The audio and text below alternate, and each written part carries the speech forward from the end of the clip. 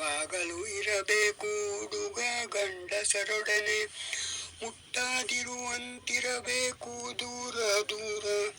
ಆಟವಾಡ ಹೋದರೆ ಸಂಜೆ 7ರ ಒಳಗೆ ಮನೆಯೊಳಗೆ ನೀನು ಇರಬೇಕು. ಮನೆಗೆ ಕಾಲಿಡಬೇಕು ಅದರ ಮೊದಲು.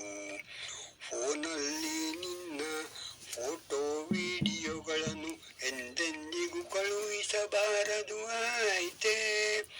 ಜಾಗ್ರತೆಗೆ ಲಿಮಿಟ್ ಇಲ್ಲ ಎಷ್ಟೆಂದರೂ ನೀ ಚಿಕ್ಕವಳು, ಮಗು ತಾನೆ, ವಿಶ್ವವನ್ನು ತಿಳಿಯಲೇಬೇಕುಂಟು ಇನ್ನೂ ಎಷ್ಟೋ ಎಷ್ಟೋ ಎಷ್ಟು ತಿಳಿಯುತ್ತೀನಿ ಮುಂದೆ ಮುಂದೆ ಹೀಗೆ.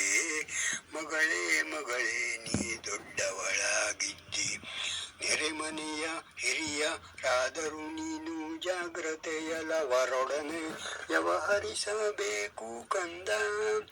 ಅಲ್ಲಿ ಇತರೆ ಹೆಂಗಸರು ಇರುವರು ಎಂದು ಗಮನವ ಕೊಡಬೇಕು ಯಾವಾಗಲೂ. ಇರದಿದ್ದರೆ ನೀನು ಒಳ ಹೋಗದಿರುವುದೇ ಲೇಸು. ಹೋಗಬೇಕಾದರೂ ನಿನ್ನ ತಮ್ಮ ತಂಗಿ ಅಕ್ಕ ಇತರೆ ಯಾರಾದರೂ ಸರಿಯೇ, ನೀನು ಜೊತೆಯಾಗಿ ಹೋದರೆ ಸರಿಯಾದ ಮಾರ್ಗ. ನಿನ್ನ ಸಹಪಾಠಿಯೋ ಇತರೆ ಸ್ನೇಹಿತೆಯೋ ಅವರನ್ನು ಸರಿಯಾಗಿ ಅರ್ಥೈಸಿಕೋ.